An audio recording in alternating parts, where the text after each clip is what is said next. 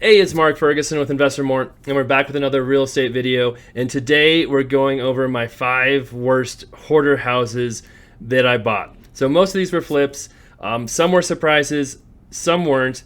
All of them were pretty disgusting. So we're going to show you what they looked like, and then maybe a peek of what they looked like after we fixed them up as well, and talk about the story of how we got them, why we bought them, and just what made them so special as a hoarder house. All right, we love the likes, love the comments, love the shares. Keep those coming. We also love seeing new subscribers. So if you haven't been to our channel before, I have lots of videos on my flips, rentals, businesses, being an agent, all of that great stuff. We have 12 flips going right now. I've got 30 some rental properties, residential, commercial, and multifamily. And so a lot of different things going on. All right, so I'm going to start off with this house right here, which is one we bought probably, right there, it says 2017. Look at that. It was a foreclosure from the foreclosure sale. And I apologize for some of these videos that were older. It was so shaky when I was just using my phone. The camera equipment wasn't quite what I have now. But this is a funny house because Nikki, my project manager, had seen it with a wholesaler months before this happened. And it was disgusting inside when she saw it. We tried to buy it. I was on vacation, so I never saw it. And the deal fell through because of tax liens, I think IRS tax liens. Well, fast forward 6 months or so, it went through the foreclosure sale. We'd been in the inside the house. We'd seen it. We went to the sale. We bid on it. Actually, I think I bid like 10,000 more than I thought I should have, but sometimes you get caught up in those auctions, and it's easy to keep bidding. So we went back to the house, talked to the guy. I think he threatened me with a gun because he thought I was trying to just take his house. I told him how the foreclosure works and how he actually might get some money because the bid was higher than what he owed. And we bought him a dumpster so he could throw stuff away. He ended up being really thankful, happy.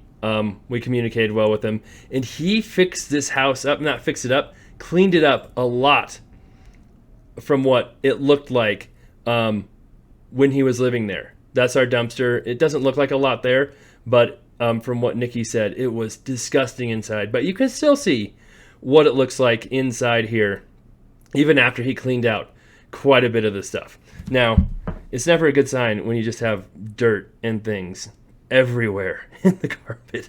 And who knows how long it was that he had lived there and just never cleaned a thing. And it was pretty nasty. Like I said, there was just trash everywhere. From what Nikki said, trash bags all over the first time. And this actually looks a lot better after he cleaned it up some. And so we'll try and fast forward just to peek here and show you the beautiful bathroom, because that was one of the nicest parts of the house. As you can see, that sink, that toilet, I don't know if I show it to you. I don't know if you want to see it. You can kind of see it.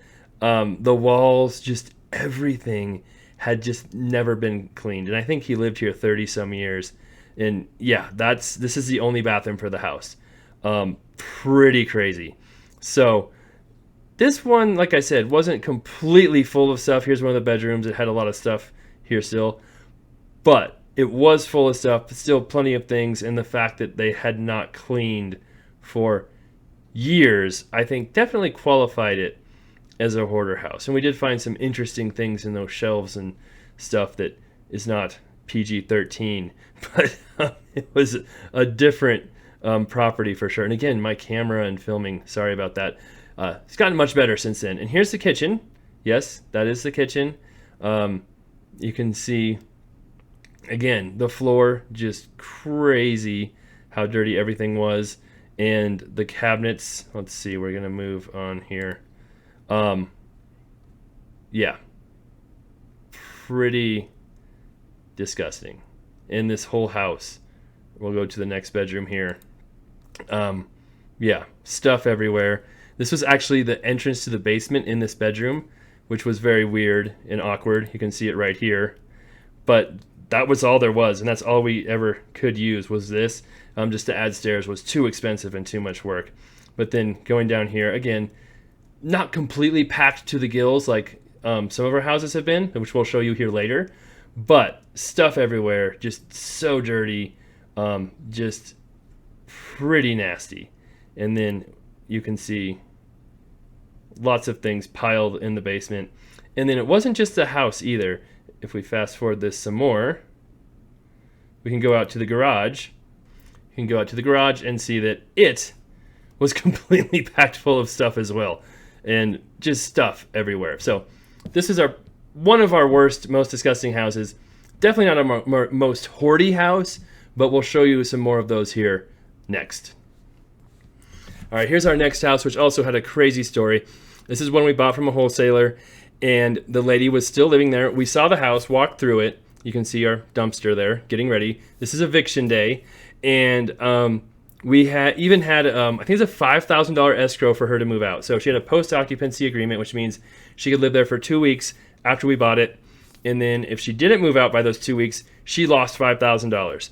And she lost her $5,000, would not move out after 2 weeks. We couldn't even get in touch with her. Finally, I think the wholesaler got in touch with her, and she was real mad, said they had ripped her off and wanted to buy the house back, all kinds of things. And, I think it was going through foreclosure, but she sold it before that happened. Here we are going into our wonderful eviction. But she just would not move, hardly took any of the stuff. And this is our first time seeing the house going in there after the eviction was officially ordered. So you can see again, lots of stuff everywhere. The upstairs was crazy full. Lots of dumpsters needed. And she had, I think, 11 cats in this house. 10 or 11. Luckily, she had taken the cats before the eviction started, so they were gone. But every time we'd driven by the house, this is an interesting look at the kitchen. All the milk bottles, they were everywhere. And the fridge was full of cat food. It was crazy. And then the backyard, yes, had never been mowed, maybe ever. This was actually a fairly new house. And it was just, yes, never taken care of. And the upstairs was interesting as well. We'll show that here in just a second. But it was kind of a sad situation because she was, we asked her if she wanted some of these things. She had a lot of stuff that we thought she might want in the eviction, and she was there the whole time. And everything we asked her, she just kind of looked and said, nope, I don't want to throw it away. So it was crazy. And with these evictions, boxes of Amazon stuff. Just some were sealed, some were empty, but Amazon boxes everywhere. But with the eviction, we pile everything into a dumpster, and then it stays there for 24 hours. So she's allowed to go get everything. You can put it in the yard, but it's much easier to put it in the dumpster first. Another wonderful bathroom. And they have 24 hours to get anything they want. After 24 hours, we can dispose of it, send it to the dump. So it's different in every state how they do evictions. That's how they do them in Colorado. And then the basement was one of the worst spots, just stuff all over. And one of the crazy things, I think I show it in here. Let's see if we can see it. There was parts of a trailer down there that had been assembled in the basement, like a car trailer. And it couldn't be moved up the stairs because it was so wide and big. It had been assembled in the basement. We had to take it apart and move the trailer upstairs. Tires, wheels, stuff all over.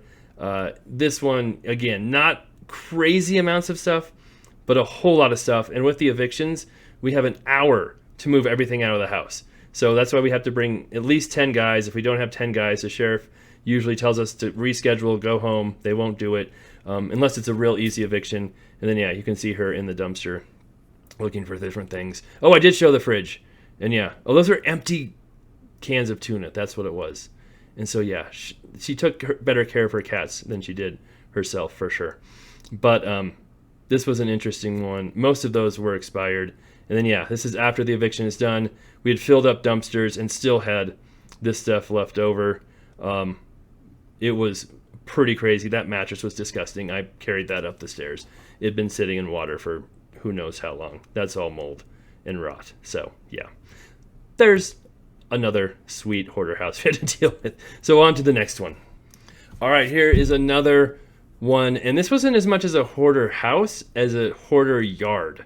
And this is an eviction at the compound. If everybody remembers the compound, 3 houses in a commercial property. And this wasn't just a crazy eviction. It was kind of a scary one. And we had done cash for keys for 2 other houses. all the people who lived there pretty much weren't paying rent. It was kind of a relative who owned the property before. Then he sold it to me, and they accepted the cash for keys. This house did not accept the cash for keys and had stuff everywhere. And you can see the sheriffs right there serving the eviction notice. It had tons of notice this was happening. And they came to me and claimed that this is the first time they knew the eviction was happening, begged for more time to get their stuff out of there. And I'm just like, nope, sorry. Like, this has to be done today. We gave them months and months of time to either accept our cash for keys or move their stuff, and they would not do it. So, like I said, the house was fairly empty, right? You can see just a few things in the house. We got most of it out. Of course, it's always interesting when a pit bull is walking around. You don't know how nice it is, but luckily he was a pretty nice dog. And even though there wasn't that much stuff in the house, they were still in there trying to get stuff out. I think they wanted to keep their fridge, or maybe this had been after they took a few things out of there. So the house wasn't bad, but it was outside that was way worse. And we'll show you here.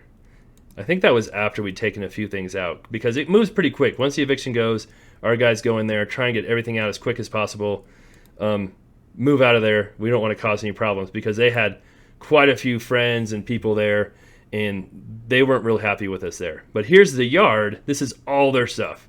The campers, the trucks, the engines, the truck beds, the cars taken apart. All of that was theirs. And it just had been there ever since we bought the property. And we'd given them notice, said they had to leave. They never paid rent, I don't believe. We're going to answer their phone. And instead of, decreasing the amount of stuff they had, they kept increasing it. It kept increasing time and time again. So what ended up happening is we took possession of the house, got the house, and they said they didn't have time to move all their stuff out of here, because usually they'd have 24 hours. And the police said, will you give them more time? This is one of the other houses, actually, I'm showing right now, to get their stuff. So we said they can have a week to get all their stuff off of here. If not, then we're going to take it and leave. Oh, that's one of the pot plants that was in that yard. And so what ended up happening, let's see if we can fast forward here. All right, so we gave them a week to get their stuff, and I came back after this week, and that's how it looked like. They literally had moved nothing and done nothing at all. So we called the police. The police showed up again, and they said, oh, they just said they needed a little bit more time. Why don't you give them more time? And I'm like, no. We went through the eviction. I told them the whole story, and they called the people who did the eviction and said, oh, okay, we understand. We'll tell them they have to move their stuff, or you have permission to literally take their stuff off if you want. And they had that truck, trailer full of building supplies, all that stuff. Like, there was valuable things there, the campers, different stuff like that. They had a lot of stuff there still. So again, the police told them they had to move it or we're going to take it. And they finally started moving their stuff. They finally were moving it. You can see some of the stuff is gone. Oh, that shed is gone. The compound was crazy when we bought it. And what they did, we'll show you here in another video. All right, I'm not able to find that video, but what they did is they moved all their stuff across the street next to the railroad, which was a city's property. And it stayed there probably for a month. And all that stuff was just piled up. Eventually, the city made the move, and I think they moved it to another vacant lot I knew of. And they were there for a couple of weeks until they were kicked out of that spot as well. So they kept saying they were moving to Texas. They just needed a week to move to Texas. Well, they spent at least 2 months in different spots in Greeley with all their stuff. And here's what it looked like after we were all done with it and cleaned up all their stuff. But that was a crazy situation. And this was called the compound because the city police department called it the compound because they had had so many reports of crime there. Supposedly they'd caught a murder suspect hiding here while I owned the property, or right before I bought it, one of those two. So it was crazy, everything that went through. The city was supposedly super happy that we'd cleaned it up, repaired it. We rented all these properties. They're still rented right now. I still own this property. But then they proceeded to hassle us with a commercial property and an auto repair shop operating there because they said that was an illegal business. It wasn't zoned right for an auto repair shop, even though there's like 6 of them within a half mile in the same area. And they wanted us to just jump through crazy hoops to make it a variance for that. And we ended up just using it for storage instead, and we still use it for storage. But this was one of our crazier evictions, and not really a hoarder house, but a hoarder property. All right, here's one from, again, 2016, so sorry, my camera's going to be a little shaky. as this was when I was using my phone and before I had a phone stabilizer. But this is one we bought from a wholesaler as well. Saw this house, and it had a lot of stuff with it. I knew it had a lot of stuff with it, so this was no one's fault but my own after buying it. But we were still surprised by the things we found and how crazy it was. It had like an acre with it, and it had this old crazy house next door too. This didn't come with it, but we actually drove by there today, and they finally tore down the house. This is 6 years ago, and every time we've driven by there recently, that house was still there, vacant, abandoned.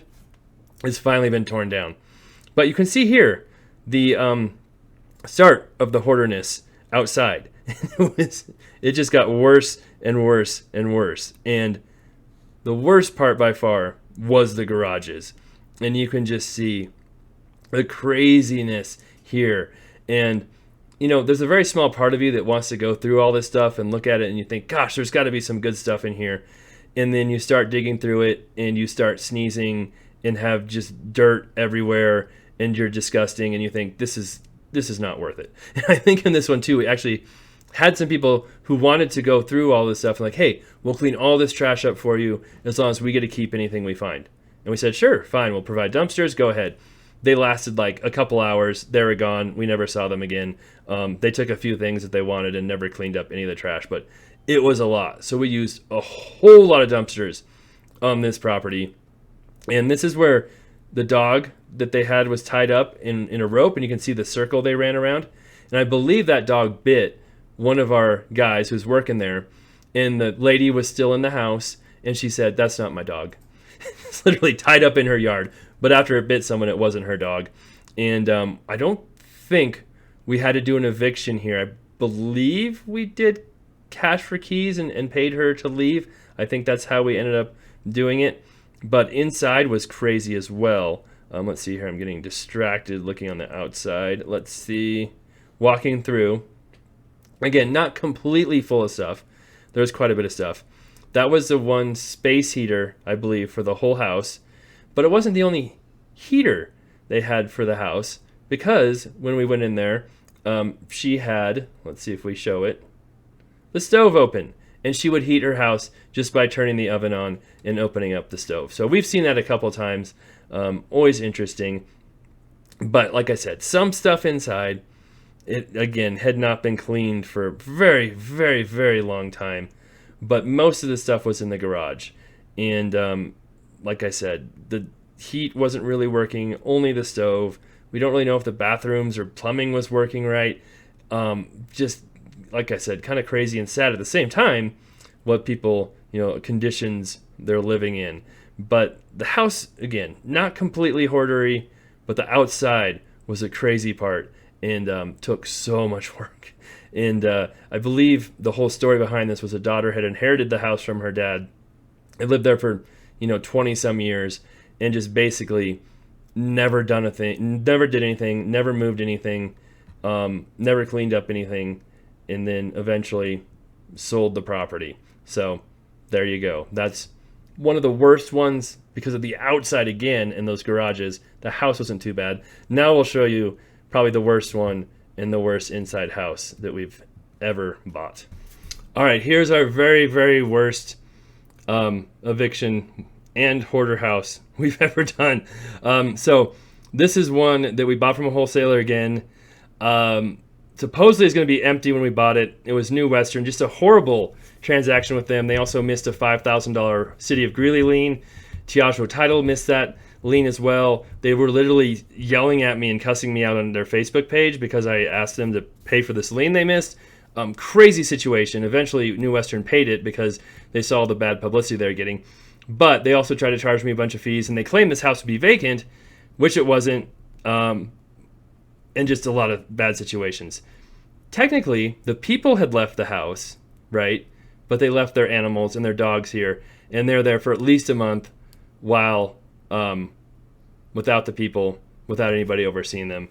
And you could smell it, and it was very disgusting. So as we go forward, this is after the cleanup. I'll show you what it looks like. This is the good view of what it looked like after the cleanup. This was the eviction. So we finally got permission to go in the house because the first time we went in, the animals were still there. And we're like, there's dogs barking at us, there's cats, and we called animal control, and they said, let's try and get the owners to get their animals one more time. So we did call the tenants. They said, or the sheriffs did, because they wouldn't talk to us. They came back, they actually got their animals because they're going to take them to animal control. And this, after taking a little bit of stuff out, as you can see, they're currently moving stuff out, and I'm doing my best to get in their way and make things more difficult, is what the house looked like after we got in there for the first time. Crazy. And it's like, where do you start with trying to clean up all this stuff everywhere? And yes, they had kids. We have no idea when they're living there, how long they're living there, but there's a kid's bedroom, and CPS obviously the police were there, the sheriff were there, so they saw that too. And CPS called us later asking, where the kids are, where the people are, and like, hey, here's their only phone number we have for them. They won't talk to us. We don't know where they are. Good luck. But, they were aware, so I don't know whatever happened with that. But this is the kids' bedroom. You can see the bunk beds. And just insane, the stuff that was there. And it was stuff everywhere. The whole house was like this. And the kitchen, just disgusting.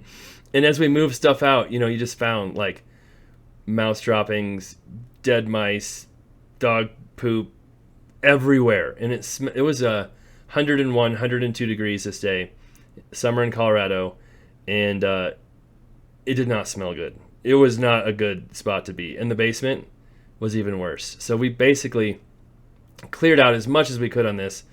The sheriff's like, clean out all the stuff that's valuable, not that any of it is valuable, but as much as you can, and we'll call it good. You don't have to trash out the entire house right now, because it would have taken us an army to get all this stuff out of there. So we did okay. We got most of it, but man, was that place nasty. And then the final, we'll show you the backyard too, of course, was crazy. We think there was something I found back here. I think I show it right here.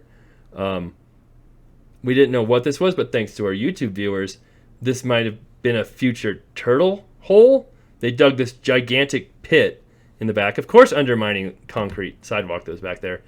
And some people thought maybe it's for a turtle hole, or maybe it's for burying dead people. Who knows? But the worst thing in the end, you can see here, after midway through our remodel, this is one of my before and after videos where I show everything and go through the numbers.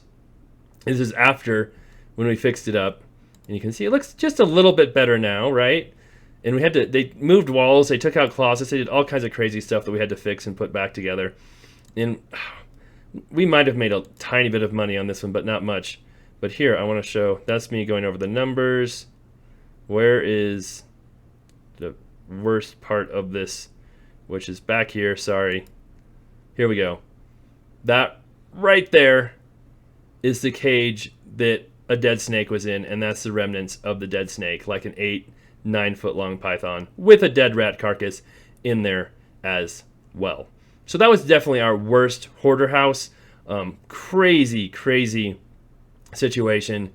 Really shouldn't have bought it looking back on it, but you live and you learn with some of these situations, how to avoid them, how to do better in the future. And it did turn into a nice house, although the buyer tried to say we hid all kinds of stuff from him and had used asbestos drywall and different crazy things and threatened to sue us, which makes no sense because you can't buy asbestos drywall. But nothing happened there. They sold the house and made a really amazing profit themselves. But yeah, this was the house that kept on giving. All right, thank you so much for watching. We're going to leave you with a couple honorable mentions. This, of course, is the tire eviction, where we had a tenant who was evicted from his tire store and decided to drop 500 tires on another unit's property in the same complex, and we had to evict him and his tires. We ended up moving them to a dairy where they used them to cover piles of silage. That was a crazy situation. Really weird, lots of threats. Police called quite a bit there. But we got it all done. Got it moved, got the eviction done, and moved on with our lives. And this whole place is almost done now. So that's an honorable mention. And our last honorable mention is this house. And this wasn't really a hoarder house either, but this is a house we bought from a wholesaler. Again, the seller wouldn't leave, and I made the mistake that time of not doing checking the house before I bought it. I thought he was out. The wholesaler told me he's out. I didn't double check. That was my fault. We had to go through an eviction. And the crazy thing about this one was the police, myself included, we didn't know if he was still in here. He left all his stuff, and later on we realized he was gone because he took the pictures. You can see he smoked like crazy. This place stunk. But we were worried that he'd passed away. He was hiding somewhere because all his stuff was in here from what we could tell. And it was like he just left for a little bit during the eviction. But later on we figured it out. He did leave. He just took almost nothing. So not really a hoarder house, but just a weird one because all his stuff was there and left. And that house took some work. That was a crazy one too. But we got through it, made some money, ended up flipping it. So all these properties, the full videos of them are on my channel here. Just search for Invest for More in Eviction or Invest for More in Hoarder House. They'll show up. Invest for More Entire Eviction. And you can find all of these if you want to watch the whole thing and hear what I was saying and talking about while it was happening and going on. Again, love the likes, love the comments, love the shares. Keep those coming. That's the police and I trying to check and make sure nobody's there going through there. And love seeing new subscribers as well. All right, hope you had fun with this video. Kind of cool looking back at some of these. Kind of glad they're over and done with. Although I tend to keep buying new and crazy properties as well. So like I said, if you want to subscribe and see those stories too. We've got a few going on with the complex still with some other properties right now. All right, we'll be back soon. Take care. Have a great day.